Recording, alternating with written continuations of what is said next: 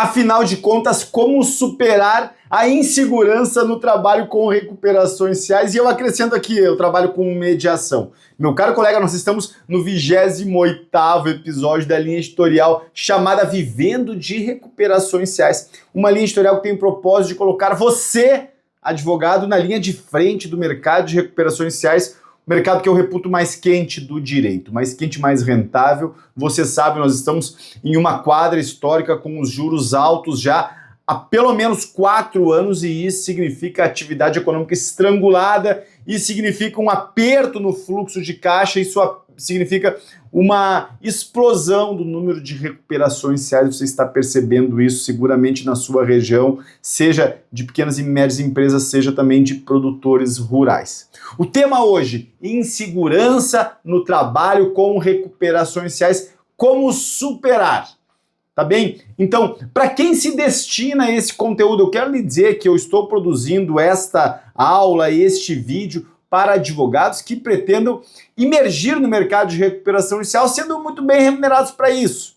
Então, se você é advogado, eu acrescento contador também, porque você sabe, o contador tanto auxilia empresas em crise, quanto tem o direito de auxiliar o poder judiciário na figura do administrador judicial. Então, esse conteúdo é destinado a advogados e também a contadores que pretendam colocar a mão na massa nesse mercado jurídico, tá bem? E dizendo isso, eu acabo por chamar a atenção de para quem esse conteúdo não se destina.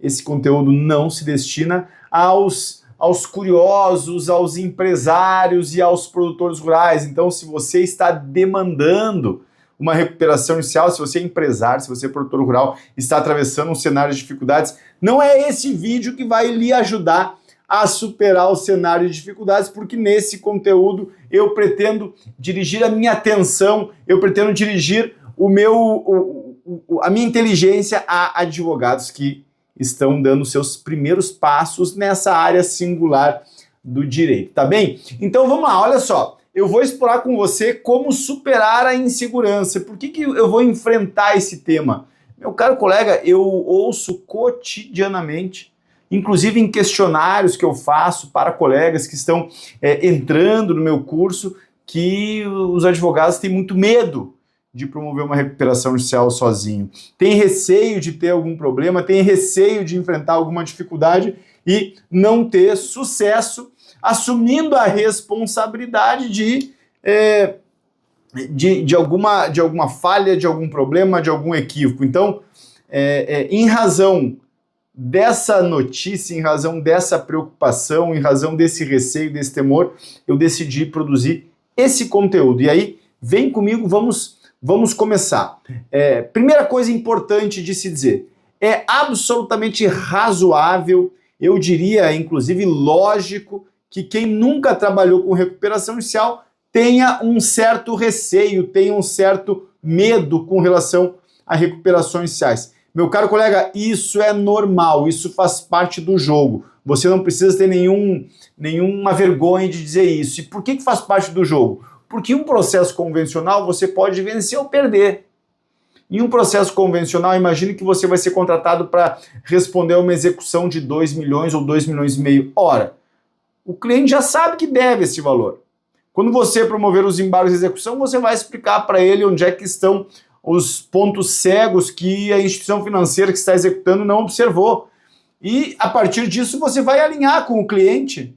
Eu estou arrumando aqui um temporizador para ter uma ideia da nossa conversa. Você vai alinhar com o cliente as expectativas com relação a essa execução, mas perceba que você não tem risco ao fazer esse trabalho de embargos à execução, porque o seu cliente já sabe que deve esse valor de 2 milhões e alguma coisa e você vai fazer o possível para afastar afastar a execução do caixa da empresa. Então, medo de responder uma execução, nunca vi advogado ter. Eu já vi advogado não querer fazer embargos de execução por não ter matéria de mérito. Mas você percebe que não tem risco em embargar uma execução porque o seu cliente está ciente das dificuldades e do próprio débito. Agora, é normal ter insegurança em relação a uma promoção de recuperação inicial, porque o risco não é perder o processo, o risco é a empresa convolar em falência. E aí você, evidentemente, vai se sentir responsável por essa convolução em falência. Eu quero iniciar chamando a atenção que essa responsabilidade não é sua. Então, iniciando aqui a nossa conversa para que você supere de vez a insegurança, o primeiro aspecto importante é que se a empresa convolar em falência, ela convolou apesar da recuperação inicial e não por causa da recuperação inicial. Recuperação inicial salva empresas, não leva a empresa à falência. Mas Marcelo convolou. Meu caro colega, convolução em falência é consequência do endividamento e não do pedido de recuperação inicial.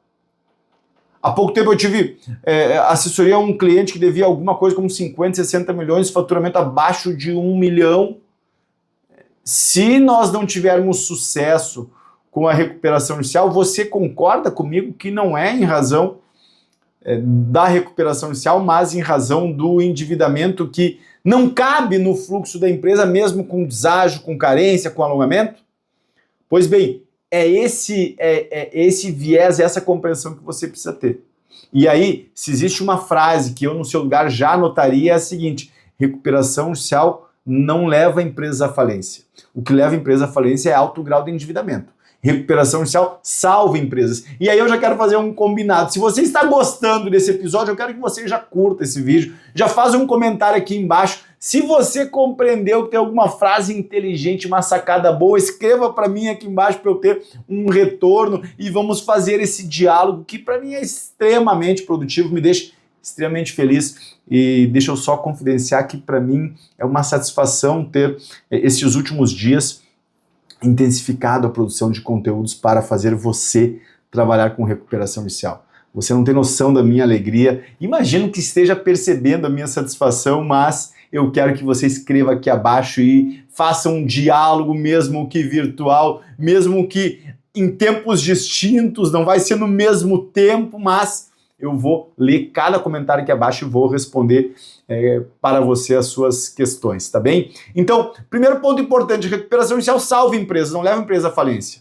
Eu compreendo a sua insegurança, mas deixa eu lhe dizer, você não é responsável pelo endividamento. O responsável é o seu cliente, é por isso que um alinhamento de expectativas é extremamente importante. Mas esse é o primeiro tópico que eu queria ponderar com você sobre insegurança. É normal ter insegurança porque o processo tem uma envergadura muito grande do ponto de vista de valores. Agora, a notícia boa disso é que esta envergadura é que vai permitir honorários em alto patamar. Tem um mantra que eu não compreendo como alguns colegas ainda não têm tatuado, não dominam, que é o seguinte: você só vai ter honorários expressivos em ações judiciais cujos valores forem expressivos. Ponto! Não tem mais, não tem vírgula, não tem complemento. Se você pretende alcançar honorários de 400 mil ou 500 mil reais em um processo, meu caro colega, você deve pensar que esse processo deve ter pelo menos 4 milhões de valor de causa. 5 milhões. É por isso que uma recuperação inicial de 5 milhões envolve honorários de 500 mil reais, como um padrão médio. Tá bem? E é nesse cenário que se coloca o trabalho de recuperação inicial como distinto de todos os outros. Matamos a questão da insegurança em relação ao risco que um processo de recuperação inicial carrega. Você já percebeu? Recuperação inicial não traz o risco de falência. O risco de falência está no alto grau de endividamento sem equacionamento, sem administração, sem um olhar técnico apurado por parte do empresário. Segunda premissa importante, que é importante nós conversarmos. Nós estamos em um contexto em que cada vez mais a inteligência artificial ocupa os espaços de trabalho jurídico. Seguramente você assina alguma inteligência artificial. Se você não assina, meu caro colega, precisa assinar, porque acelera processos. Você tem um interlocutor inteligente ali por um preço ridículo. Então, não conheço hoje escritórios qualificados que não dialoguem com IAs. Tá bem? Mas tem uma charada na inteligência artificial e é isso que eu preciso que você compreenda. Qual é a charada da inteligência artificial? Num processo convencional, a inteligência artificial cumpre um papel de relevo, para o trabalho do advogado. Por quê? Porque no curso do processo, as manifestações processuais são feitas a partir da expertise do advogado em diálogo com o IA e algum precedente importante. Então, você pega um processo convencional, imagine aí uma ação indenizatória, imagine uma ação de direito de família, você pretende alcançar a pressão jurisdicional no sentido A, o que você faz? Você faz um resumo dos fatos, traz bons precedentes dos tribunais em que você transita e constrói um arrazoado em diálogo com a inteligência artificial. Se você não faz isso, precisa fazer, porque vai acelerar o seu processo produtivo e você vai ter mais tempo, você vai ter mais tempo para poder fazer o que é necessário, as outras tarefas que são importantes no seu escritório.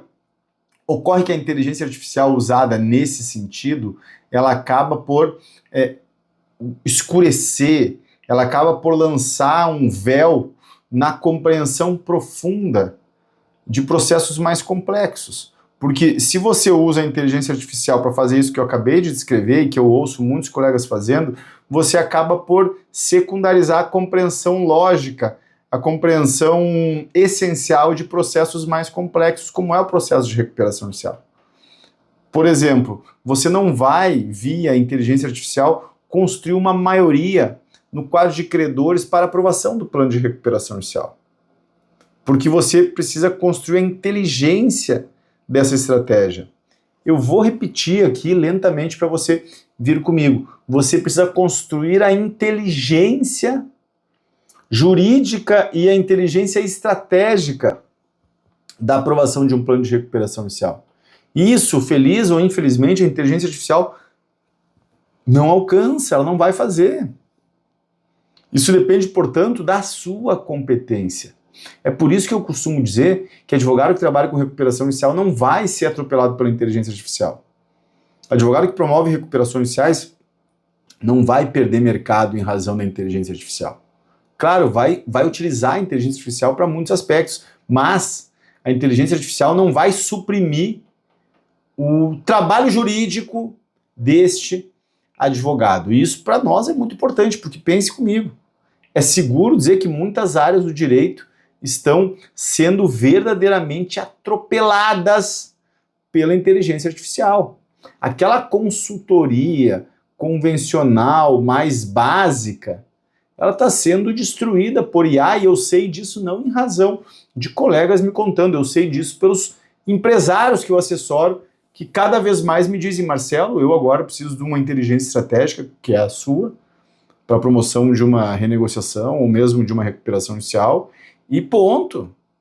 Aquela consultoria simples de contratinho, de prestação de serviços, aquilo lá tudo hoje é feito via prompts específicos de inteligência artificial.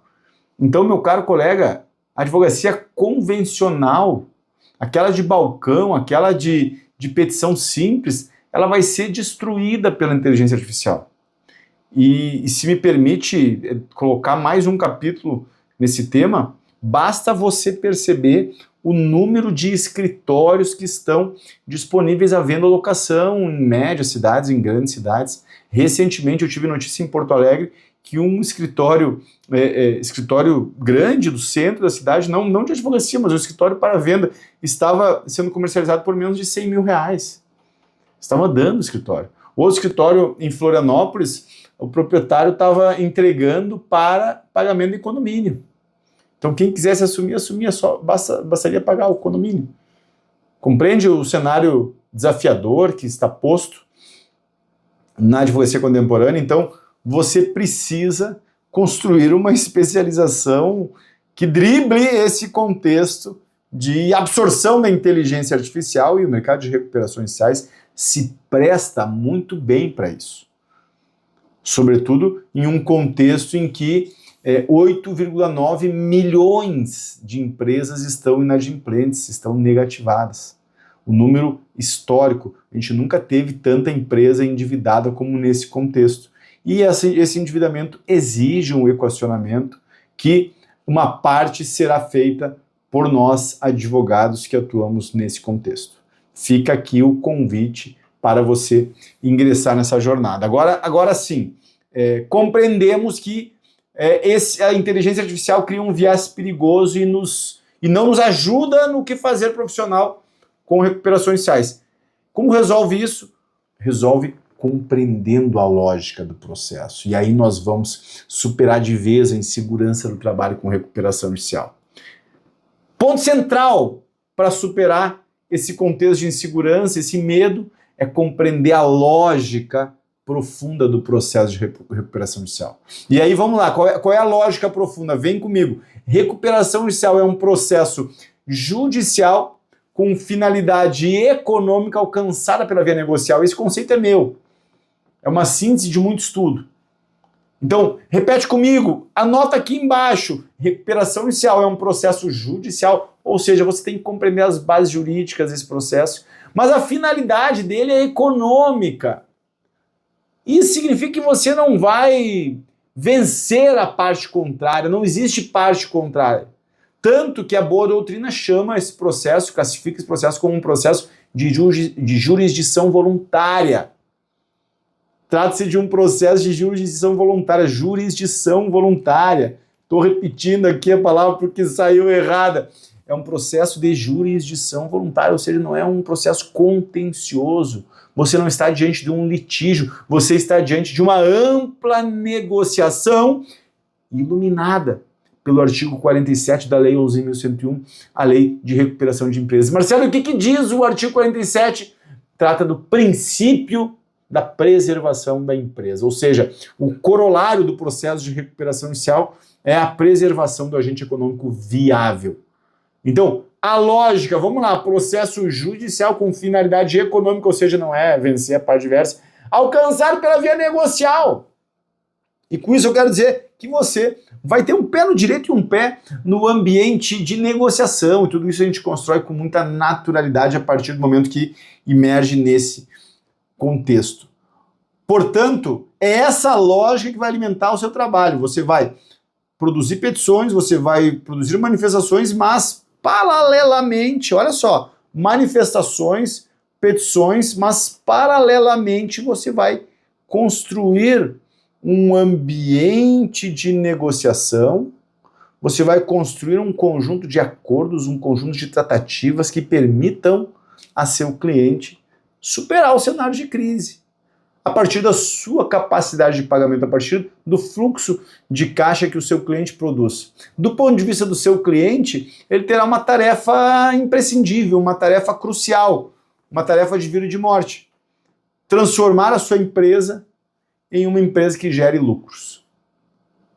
Esse dever é um dever de índole operacional e cabe ao empresário fazê-lo. Então, você vai reestruturar financeiramente um agente econômico viável. O que é um agente econômico viável? Um agente que gere lucros.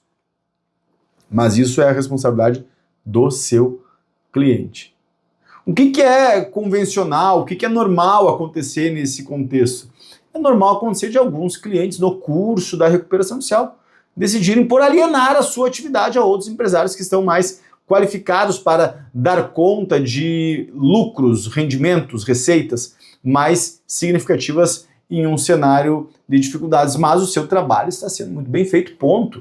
O seu trabalho está sendo feito, tá bem? Se o seu cliente não tem condições de gerar as receitas que a empresa precisa, isso é uma responsabilidade dele, não sua, tá bem? A sua responsabilidade qual é?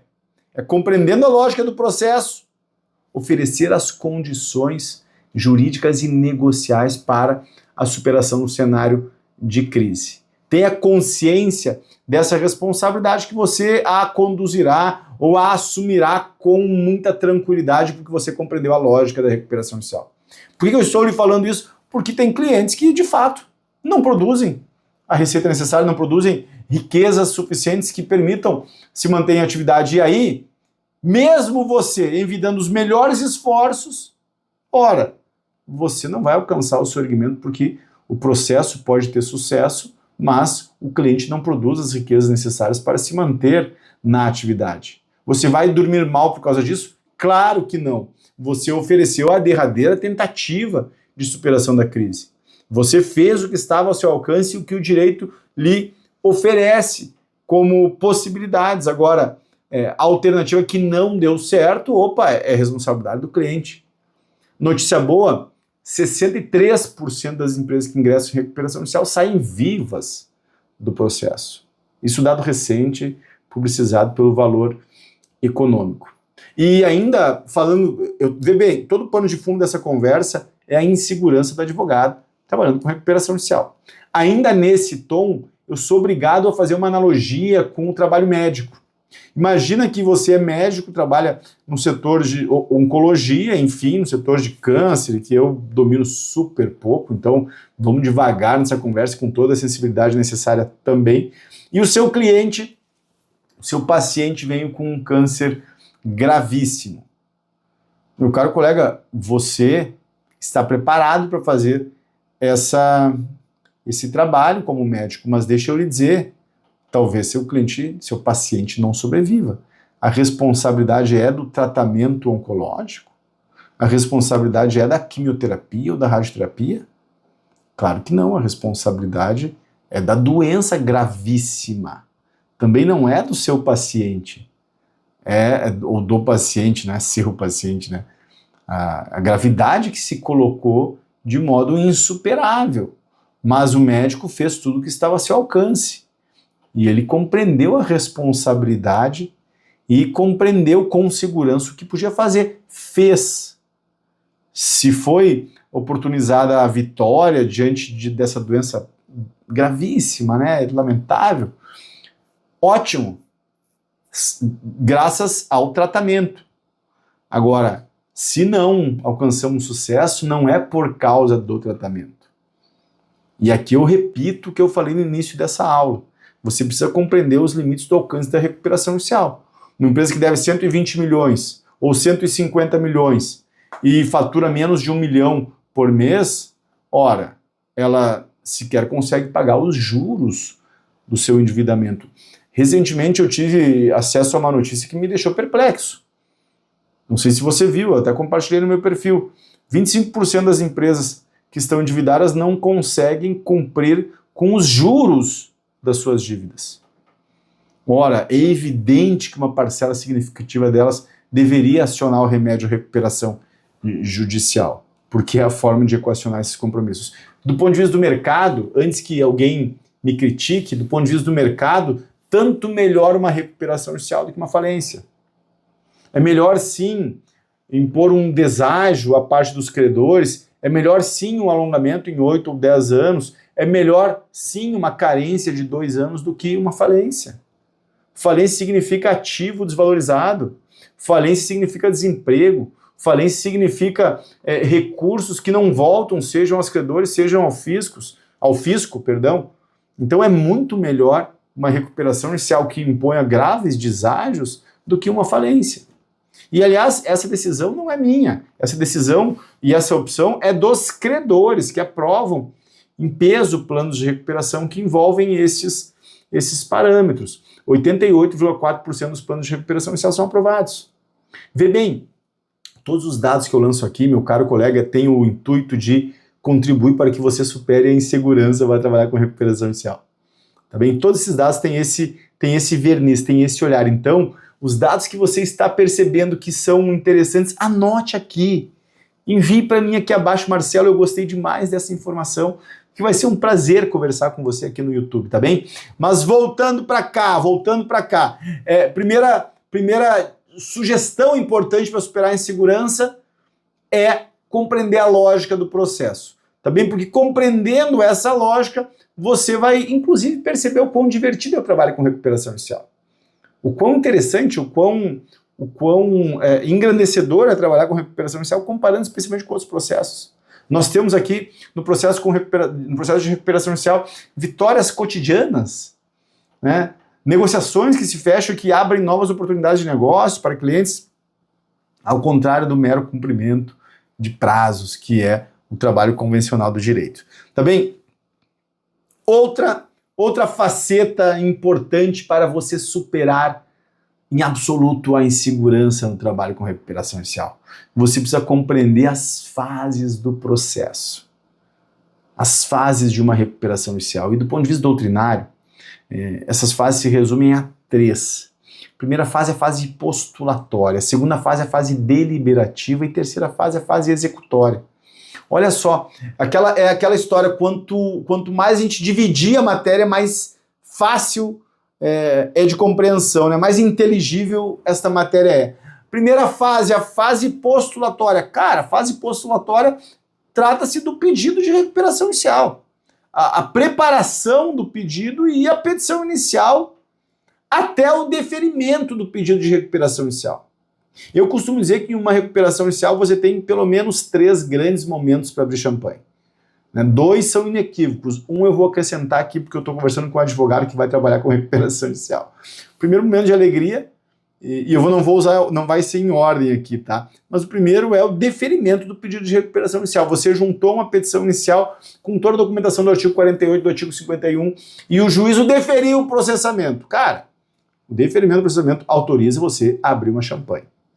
Autoriza o seu cliente a comemorar. Por quê? Porque a partir do deferimento você tem a suspensão do conjunto de execuções e demais concessões patrimoniais. Tem mais um efeito positivo extraordinário, que você tem instaurado o juízo universal, entre aspas, é um juízo universal mitigado, uma discussão que a gente vai fazer em algum momento, mas é o juízo competente para conhecer de qualquer constrição patrimonial da recuperanda, tá bem?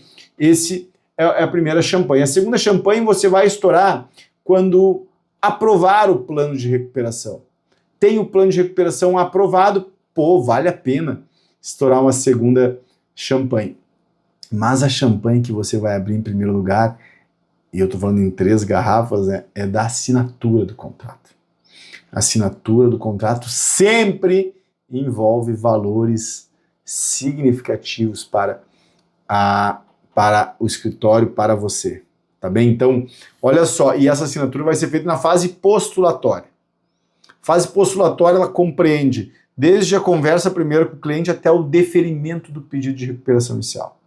Então, pensando em que você tenha mais segurança no trabalho com recuperação inicial, você deve focar nesse primeiro momento em atender bem o cliente e cumprir todos os requisitos do artigo 48 e do artigo 51. Tá bem? A petição inicial da recuperação inicial precisa cumprir integralmente os requisitos do artigo 48 e do artigo 51. Eu não vou aqui abordar o artigo 48 e 51 porque não é o objeto dessa aula, mas abra a Lei 11.101 e leia com tranquilidade o artigo 48 e o artigo 51. Assusta, meu caro colega, especialmente o artigo 51. Mas é importante que eu lhe diga que você tendo clareza disso, você já pode ficar tranquilo. Não há razão para insegurança, porque você vai cumprir os requisitos 48 do 51 e você estará satisfazendo integralmente a fase postulatória e alcançando o deferimento do pedido. E aí, vem comigo, o que eu estou dizendo nesse momento é que para superar a insegurança você precisa compreender as fases do processo. Deferido o processamento da recuperação, você vai ter a fase postulatória passada, a fase deliberativa. Então, primeira fase, fase postulatória. Postular, pedir, é o pedido. Segunda fase é a fase deliberativa. Por que fase deliberativa? Porque é nesse momento que será construído um consenso relativo em torno do plano de recuperação judicial. Deferido o processamento da recuperação inicial, você terá 60 dias para juntar um plano de recuperação judicial. 60 dias corridos, 60 dias ininterruptos. Nós não estamos falando de dias úteis, nós estamos falando de dias corridos. E você terá 60 dias corridos para juntar um plano de recuperação inicial aos autos da recuperação. Tá bem? Portanto, esta é a fase deliberativa. Você pode adotar várias estratégias nesse momento, porque a empresa está protegida. Com a decisão de deferimento do processamento, a empresa está protegida dos credores, de qualquer tipo de concessão, excursão patrimonial. Esse é o momento que a empresa protegida vai negociar as dívidas com os credores. E aí você vai ao campo negociar. Esse é o momento de intensas negociações. Menos processos, mais negociação. Menos direito, mais negociação. Minha recomendação, coloque o seu cliente no curso dessas negociações. Não negocie de forma alheia a seu cliente, distante de seu cliente. Negocie tudo que envolve o plano de recuperação com a autorização do seu cliente. Faça com que ele participe das tratativas negociais e você estará fazendo um excelente trabalho. Feito esse movimento negocial, nós teremos um plano de recuperação inicial que será aprovado por alguma das 4 formas previstas em lei.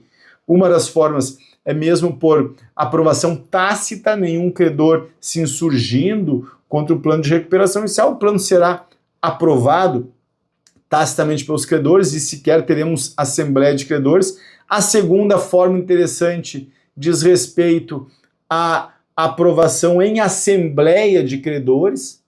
A terceira forma é por adesão, ou seja, você junta termos de adesão compatíveis com a homologação do plano. E a quarta forma é a modalidade de cram-down, que a gente trata disso em um momento específico. Mas vê bem, a fase deliberativa diz respeito à construção de um consenso acerca do plano de recuperação inicial e à aprovação deste plano.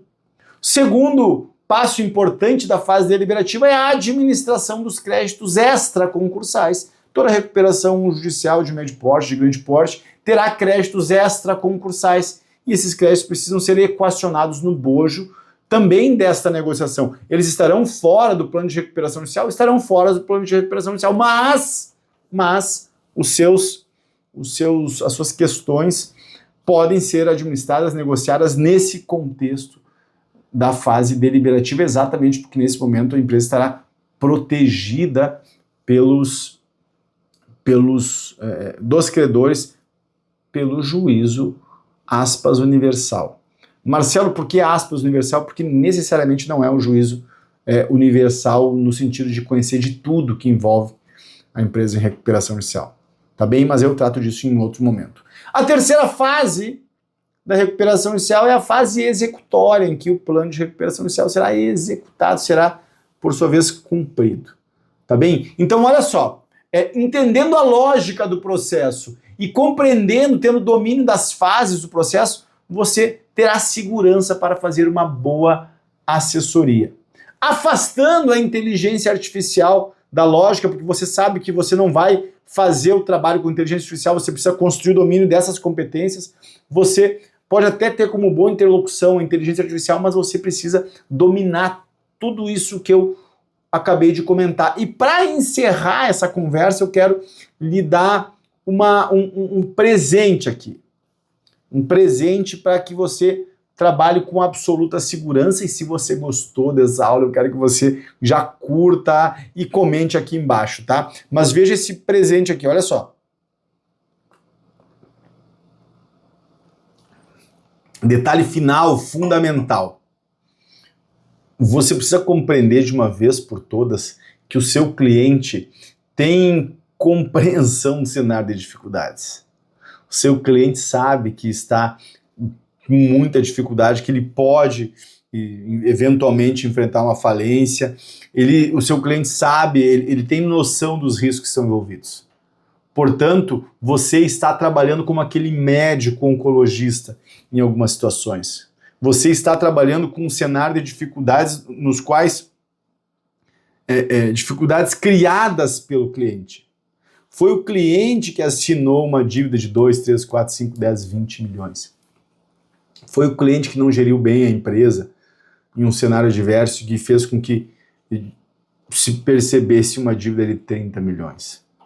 Foi o cliente que fez um negócio equivocado, que redundou na dívida nesse patamar, e ele sabe disso. Portanto, o que você precisa fazer é trabalhar com integridade com o seu cliente, falar a verdade para ele, explicar os riscos com detalhe, com transparência, se manter acessível e não mentir, não criar ilusões. Fazendo isso com integridade, você não precisa ter uma vírgula de insegurança, porque você fez o que estava a seu alcance e é pelo seu trabalho que a empresa vai continuar viva.